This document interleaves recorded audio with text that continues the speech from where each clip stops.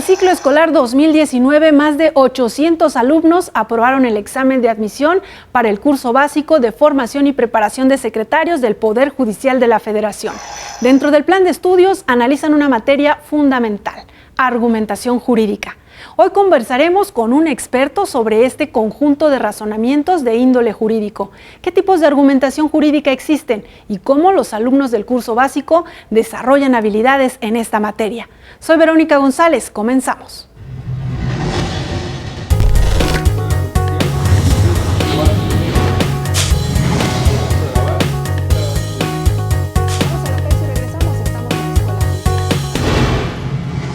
Y precisamente para hablar sobre el tema de hoy, en Escuela Judicial nos acompaña Alejandro Nava Tobar. Él es licenciado en Derecho por la Universidad Autónoma Metropolitana, maestro en Filosofía Política y doctor en Filosofía Moral y Política, también por la UAM. En el año 2012 y 2013 realizó una instancia de investigación en Alemania bajo la dirección del profesor Robert Alexy, quien es un experto en la materia de argumentación y filosofía del derecho. Nuestro invitado ha escrito libros y diversos artículos sobre el tema del que vamos a comentar hoy, argumentación jurídica. Es investigador en el Instituto Nacional de Ciencias Penales, el INACIPE, y bueno, por supuesto, profesor de esta escuela judicial. Doctor, bienvenido. Hola, Verónica, muchas gracias por la invitación. Pues para entrar como en este tema de la argumentación jurídica, explíquenos a grandes rasgos qué debemos entender cuando hablamos de este tema y cuáles son las principales, digamos, semejanzas o diferencias entre la argumentación jurídica y la argumentación práctica. Ok, pues de entrada, la argumentación jurídica es una disciplina que en las últimas décadas ha tenido un auge en las escuelas de derecho en América Latina. A partir de la década de los 70, se volvió una materia básica en las escuelas de derecho. Yo creo que en Alemania tenía antes un nombre anterior, un nombre que era la Methodenlehre, la metodología del derecho.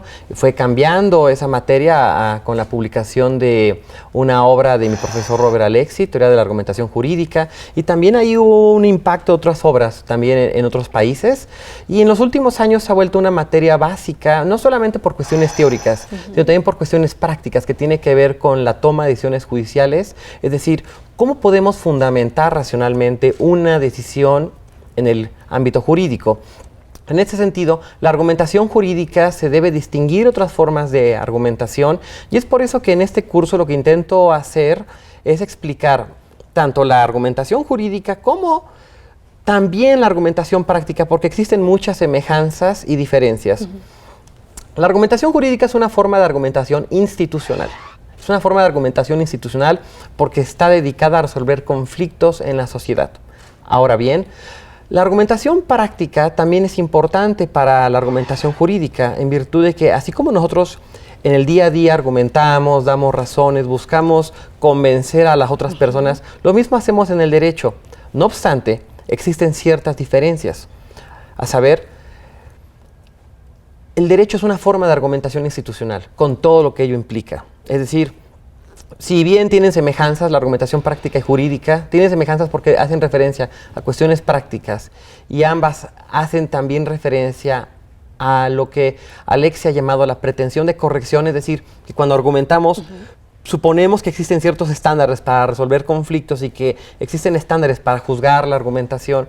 También hay diferencias. ¿Por qué hay diferencias? Porque, como lo he mencionado, como es una forma de argumentación institucional, el derecho está sometido a sus propias reglas. Es decir, a diferencia de la argumentación práctica, cuando argumentamos jurídicamente apelamos a leyes. Eso es esencial, no podría haber argumentación jurídica si no hay leyes.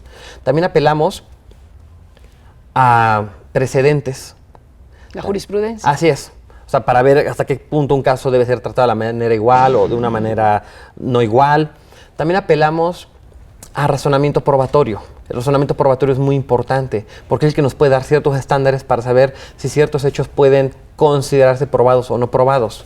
También apelamos a los argumentos de la doctrina y de la dogmática, es decir, argumentos por especialistas que se han creado en un contexto de ciencia del derecho para poder resolver conflictos. También apelamos a los cánones de la interpretación. Así como también nosotros interpretamos mensajes de WhatsApp y buscamos interpretar lo que dijo la otra persona, también en el derecho contamos con ciertos cánones de la interpretación para poder decir hasta qué punto ¿El tenor literal es suficiente para resolver un conflicto? ¿Hasta qué punto el tenor no es suficiente? Ahí existen en el derecho ciertos conceptos controvertibles. Por ejemplo, el concepto de legítima defensa. ¿Qué es legítima defensa? ¿Cómo podemos seguirlo adecuando este tipo de conceptos? ¿Qué es libertad de expresión? ¿Cómo podemos ubicar a la libertad de expresión? ¿Cómo podemos concebirla? Como puede darse cuenta, la argumentación jurídica tiene esas formas específicas que la distinguen de otras formas de argumentación, y es un poco lo que intento explicar sobre este tipo de cuestiones específicas. ¿Cuál es el reto para usted al impartir esta materia en el curso básico para los secretarios del Poder Judicial de la Federación?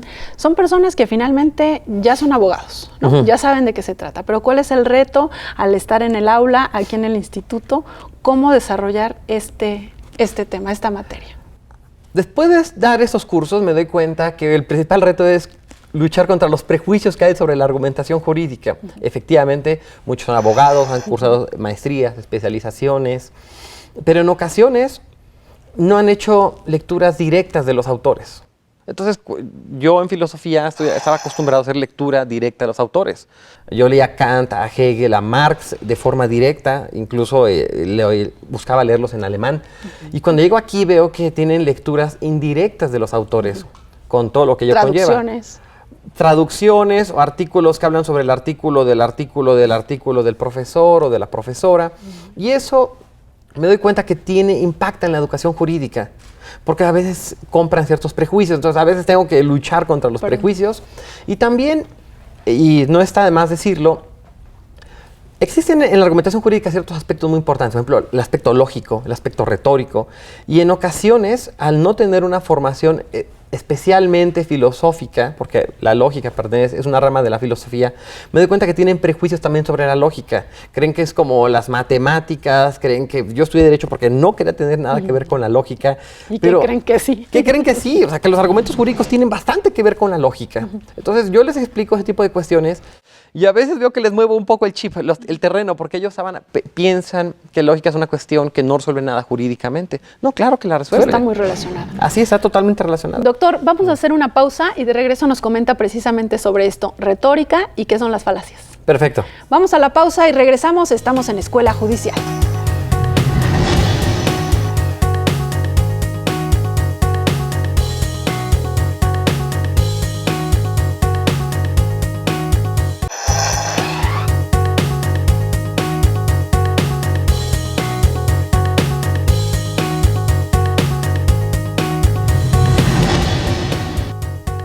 Ya estamos de regreso con el tema de hoy, argumentación jurídica. Ya nos explicaba, doctor, en el bloque anterior un poco de qué se trata esta materia, y nos quedamos pendiente en el uso de la retórica. Ok. La retórica, en tanto es entendida como aquella disciplina de la filosofía que intenta estudiar las reglas y formas del discurso que busque persuadir, conmover, deleitar al auditorio, se ha vuelto una referencia también fundamental para la argumentación jurídica. Con el surgimiento de los juicios orales, cada vez se hace mayor énfasis en por qué las habilidades retóricas son importantes, por qué utilizar ciertos recursos retóricos, cómo intentar persuadir a los jueces, cómo intentar persuadir a las partes, cómo intentar incluso usar la retórica para llegar a consensos en el ámbito jurídico. Podría decir que me pasa algo curioso, porque cuando empiezo a dar cursos de argumentación y está en boga los juicios orales en materia penal, veo que empiezan a haber muchos cursos sobre oratoria, cómo hablar en público, y me da un poco de simpatía, bueno, mucha risa. No es lo mismo. Porque efectivamente no es lo mismo. Entonces tú empiezas a ver cómo le dicen, tú tienes que llegar, pararte bien, hablar con prudencia. Vamos, la retórica es mucho más que eso. O sea, esas personas no saben nada de recursos retóricos. Simplemente creen que el arte de hablar bonito lo que convence. O a veces puedes ver que hay audiencias donde parece que son actores de teatro. Los instruyen a gritar, ofender, a la manera como tienen que hablar de manera incisiva. Vamos, la retórica es mucho más que eso. O sea, y se trata de un juicio, no se trata de argumentos jurídicos. Como es un discurso forense, es un discurso donde tienes que buscar cómo persuadir para también apoyar, a convencer. Porque persuadir y convencer son cosas diferentes. No solo se trata de usar argumentos emotivos, se trata de dar argumentos racionales, pero a veces también la forma, cuenta. Es lo que hace énfasis la retórica. Yo tengo colegas que pueden ser muy buenos con su argumentación lógica, pero si no tienen una forma de llegar al auditorio, en este caso al juzgador, a las personas que escuchan una causa, pues no va a poder llegar a un acuerdo deseable. Entonces, por eso la retórica ha tenido este impacto. Es muy importante también que los juzgadores sepan también bases de retórica, porque alguien puede influir con argumentos emotivos, alguien puede incluso influir con argumentos falaces. Entonces, también los operadores jurídicos deben estar preparados para ese tipo de argumentos. ¿Qué son las falacias? Las falacias son una clase especial de malos argumentos que se producen cuando se argumenta de forma intencional o descuidada. O sea, pueden ser casos de argumentos en los cuales, así como en el derecho hablamos de dolo y culpa, también en las falacias. Hay falacias que se producen cuando tú sabes que una persona tiene ciertos prejuicios, y también puedes dar argumentos que de forma descuidada, porque tú tienes ciertos sesgos cognitivos de los que no te has dado cuenta. Entonces, yo le explico a los alumnos el estudio de las falacias y su importancia en el discurso jurídico. Yo les hablo siempre, a ver, ¿quién tiene redes sociales? ¿Cuántas veces atacan, no al argumento, sino atacan a la persona? ¿Cuántas veces utilizas un argumento para descalificar a una persona con base en asociarlo con otra persona? De tal manera que puedes, de forma implícita, buscar el desprecio. ¿Cuántas veces? El desprestigio de una El desprestigio de alguien, de una universidad, de un instituto, por ciertas personas. ¿Cuántas veces en ocasiones, y eso me pasa mucho en el derecho, me dicen, es que así me lo dijo un maestro? Y, o sea, pues los maestros también se pueden equivocar. Sí, pero es que lo dijo una autoridad en argumentación, no importa, se pueden equivocar también las autoridades. Es una falacia verecundiam. ¿Cuántas veces en el derecho vemos que las personas descalifican con base en los argumentos de las personas? ¿Cuántas veces hay argumentos emotivos que tienen un impacto en la argumentación jurídica? Entonces, todo eso yo les ayudo a explicar las falacias, pero también a que vean cómo las falacias se utilizan en el campo jurídico. Sí, yo siempre les digo, mira, en la esfera pública, tú ves que en la política las falacias es el pan de todos los días. Pero la argumentación jurídica en cuanto a forma institucional debe ser a un lado las falacias. Porque si no lo hacemos así, la argumentación jurídica corre el riesgo de ceder ante malos argumentos, escondidos bajo la idea de ciertos prejuicios que alguien tiene. Yo lo veo cuando alguien me dice, es que es una persona ratera porque es pobre. ¿Cuál es la conexión entre ser pobre y ser ratero? Es que el maestro me lo dijo, no lo puedo cuestionar porque es un experto. Bueno, los expertos también se equivocan. La criminalización, por ejemplo, de los migrantes, ¿no? Así es, la criminalización de los migrantes es parte de diversas falacias. De falacias ad hominem, falacias por asociación, porque nos han hecho pensar que los delincuentes son pobres, por tanto ellos son más pobres, tienen ciertas ideas, efectivamente, de asociar ciertos argumentos de una manera que no tienen conexión lógica. Entonces, me da un poco de risa en mis clases. De hecho, bromeamos mucho con las falacias, porque los alumnos se dan cuenta que cometen muchas falacias, aunque se pueden utilizar como recursos efectivos. Son muy efectivas las falacias. ¿Cómo sería eso? Porque me llamó la atención, decías, cuando son intencionales o cuando son por descuido. Yo, por ejemplo, puedo saber que una persona tiene aversión hacia un partido político. Entonces, pues, mira, esta juzgadora le va al PRI. Entonces yo puedo tener aversión al PRI, entonces digo, bueno, esta juzgadora, toda su mentalidad es nula, porque esa persona le va allí. O puedo también decir, oye, este colega es muy machista. Si yo soy una persona que defiende la equidad de género, entonces ya puedo tener un prejuicio contra la persona. A veces puede ser de forma descuidada, cuando algunos policías detienen a jóvenes y piensan que son delincuentes, lo hacen porque tienen la idea de que por el puro hecho de ser pobre ya estás más predispuesto a ser delincuente que otra persona. O que tienen algunas adicciones, ¿no? O que tienen adicciones, cuando también hay delincuentes de cuello blanco que pasan en blanco respecto a los sesgos que tenemos en la sociedad. Bien, vamos a hacer una pausa, el tiempo se nos está yendo rapidísimo. Okay. Regresamos para hablar sobre los alumnos, ¿no? Porque es tan importante que tengan habilidades en esta materia. Perfecto. Regresamos en un momento.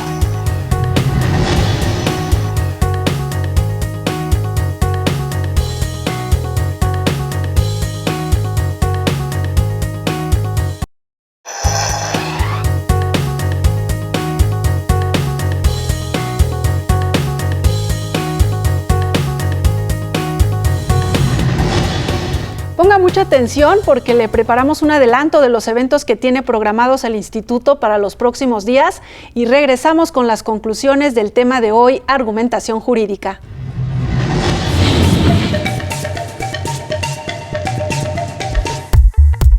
Especialidad en Administración con enfoque al Consejo de la Judicatura Federal. Está dirigida a personal adscrito, unidades administrativas y órganos auxiliares. El 24 de mayo es la fecha límite para inscribirse. Consulte las bases en www.ijf.cjf.gov.mx. Diplomado de Formación y Preparación de Asistentes de Centros de Justicia Penal Federal. Está dirigido a los integrantes del Poder Judicial Federal adscritos a órganos jurisdiccionales y a tribunales unitarios de circuito en materia penal. La cita es en el edificio sede del Instituto de la Judicatura Federal en San Lázaro. Convocatoria para integrar el Anuario de Derechos Humanos del Instituto de la Judicatura Federal. Pueden participar integrantes del Poder Judicial de la Federación, de la Red Iberoamericana de Escuelas Judiciales y especialistas del derecho. Los artículos, notas y comentarios jurisprudenciales deberán enviarse antes del 31 de mayo al correo electrónico stdhig@correo.cjf.gov.mx.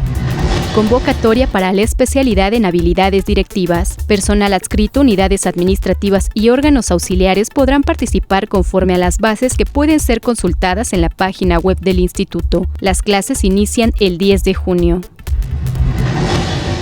Y ya estamos en la parte final del programa de hoy hablando sobre argumentación jurídica y ahora sobre el tema de la ponderación de derechos. ¿En qué consiste esto? Bueno, he hablado que tienen prejuicios los alumnos y es aquí donde me encuentro con la mayor cantidad de prejuicios posibles. ¿Por qué es importante la ponderación? Bueno, ¿cómo podemos definir a la ponderación? La ponderación es un método que se desarrolló en Alemania y que principalmente ha trabajado mi profesor en Alemania, Robert Alexy, sobre qué pasa cuando dos derechos cuya estructura permite que entren en conflicto. Es decir, ¿qué pasa cuando dos derechos son derechos básicos, fundamentales, pero dos derechos se oponen en un caso concreto? ¿Qué pasa, por ejemplo, cuando la libertad de expresión entra en colisión con el derecho a la intimidad? Los dos derechos son válidos, pero existe en un conflicto específico, uno tiene que tener mayor peso que el otro.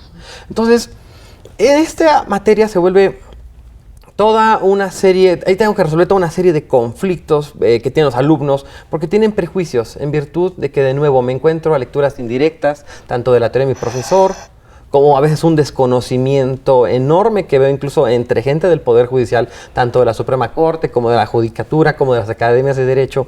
Y lo que intento explicar es por qué es necesaria la ponderación en primer lugar. A veces un derecho no entra en conflicto con otro, no tenemos por qué ponderar, pero ¿qué pasa cuando tenemos ese tipo de conflictos? Es más, ese tipo de conflictos los vivimos a diario. Cuando ponderas dónde trabajar, dónde estudiar, bueno, ¿qué vas a desayunar? ¿Qué vas a comer? Si uno está con una torta, ponderamos. Y buscamos tener criterios que digan por qué una decisión fue mejor que la otra. Lo mismo pasa en el derecho, solo que, de nuevo, como es una argumentación institucional, tiene ciertas formas. Es decir, que cuando tú ponderes un derecho contra otro, busques que sea la medida idónea, es decir, que puedas llevar a cabo un fin legítimo y que los medios sean adecuados, que también sea, si vas a darle mayor prioridad a un derecho sobre otro, que sea la intervención menos lesiva en el derecho. Y ¿Tiene que quedar justificado? Exacto, tenemos que dar una exigencia de justificación. Si yo voy a darle prioridad al derecho a la intimidad, tengo que justificar por qué la libertad de expresión rebasó cierto límite. O sea, yo no podría, en nombre de la libertad de expresión, insultar a las personas, hacer comentarios homofóbicos. Menos si eres una autoridad, ¿no? Así es, porque eres una autoridad. Tampoco puedo llegar y hacer comentarios machistas en una clase. Decir, es que tengo libertad de cátedra, entonces ustedes, las mujeres, son inferiores, y si alguien me dice algo, los repruebo. No, porque estás traspasando un umbral de racionalidad, de lo que un profesor tiene que hacer. Es irracional que llegar y decir argumentos homofóbicos en un salón de clase. Entonces, lo mismo pasa con la ponderación de derechos. Tenemos que justificar por qué en ocasiones dos derechos entran en conflicto y tenemos que darle, en un caso concreto, prioridad a un derecho por encima del otro derecho. Es decir, no se trata de simplemente decir, ya ponderé, de ti, Marín, no. Se trata de que el juzgador dé argumentos racionales que convenzan sobre por qué un derecho tiene prioridad sobre otro derecho en un caso determinado. Igual, por ejemplo, lo vemos con el tema de la legalización del aborto, la marihuana. Son cuestiones donde hay ponderación de derechos. El libre desarrollo de la personalidad, el derecho de la autodeterminación de las mujeres. Entonces ahí tenemos que llevar a cabo ponderaciones de una manera racional. Y por casos concretos. Y en casos, y efectivamente empezar en casos concretos y de esa manera también luchar contra ciertos prejuicios que hay. Ese sería el reto con los alumnos, ¿no? Y hablando de los alumnos, ¿por qué es importante que lleguen a adquirir todas estas habilidades en la argumentación jurídica? Es vital para ellos. Vivimos en tiempos en los que tenemos un retorno del emotivismo. El emotivismo en la esfera pública, es decir, linchamientos mediáticos, donde ahora el debido proceso no nos importa, lo podemos ver con el momento del Me Too, algunos excesos que hay con el Me Too, lo podemos ver. Nos vamos al extremo, ¿no? Así es. Lo podemos ver cuando hay linchamiento de las instituciones, porque muchas instituciones de plano no funcionan. Yo entiendo muchísimas mujeres que se quejan porque efectivamente no tenemos una cultura de la legalidad como sociedad. No creemos en las instituciones. Tampoco creemos en los juzgadores. Tampoco queremos cumplir las reglas. No queremos cumplir las normas. Sí, claro, como sociedad civil no queremos cumplir con las normas. Pero también pensamos que todos los jueces no razonan, que no reflexionan, que están comprometidos con las razones del poder y no con el poder de la razón. Entonces, el reto que yo tengo es explicarles que, en primer lugar, la argumentación institucional es muy importante. Si queremos cambiar nuestra cultura de la legalidad, tenemos que dar mejores argumentos frente a la sociedad. Tenemos que mejorar nuestras habilidades de razonamiento. Tenemos que utilizar el razonamiento lógico, el razonamiento retórico, el razonamiento pragmático. Tenemos que buscar la manera de explicarle a la sociedad que están haciéndose las cosas bien y que la argumentación es una forma de crear legitimidad en la sociedad. Mientras mayor preparación tengan los alumnos, podremos dar argumentos que puedan mermar este regreso del emotivismo. Lo vemos en la política, lo vemos en cuestiones sociales. La gente no cree en las instituciones. Y si tenemos jueces y operadores jurídicos mal preparados, seguimos fomentando la idea de que las instituciones no importan. Entonces, por eso yo asumo este compromiso como profesor de decir, mientras mejor argumenten los operadores jurídicos, vamos a contribuir a crear mayor idea de que las instituciones son legítimas. Y decías al inicio, encuentras quizás algunas resistencias. Cuando concluye el curso, ¿qué sucede con los alumnos? Cuando los veo, les pregunto, oigan, ¿tienen derecho de no estar de acuerdo conmigo? El desacuerdo tiene elementos racionales. Sin embargo, tal vez sea por retórica, me dicen, no, estoy convencido de que podemos mejorar, de que incluso cuando nos hablas de argumentos retóricos, lógicos, incluso de cómo podemos mejorar la escritura, hacerla más accesible a los justiciables, nos damos cuenta que pues este curso, número uno, nos convenciste, pero también nos deja misiones para seguir estudiando. Y lo segundo es lo que a mí también me importa bastante, que sigan estudiando y sigan preparándose. Bien, entonces se cumple el objetivo, digamos. Creo que sí. Vamos por el buen camino. Así es, creo que sí. Bien, pues doctor Nava, le agradecemos mucho que haya estado con nosotros. Muchísimas gracias. Al contrario, muchísimas gracias a ti. Gracias también a usted y al equipo de producción que hace posible este programa. Soy Verónica González y como siempre lo invito a que se quede en la señal del Canal Judicial.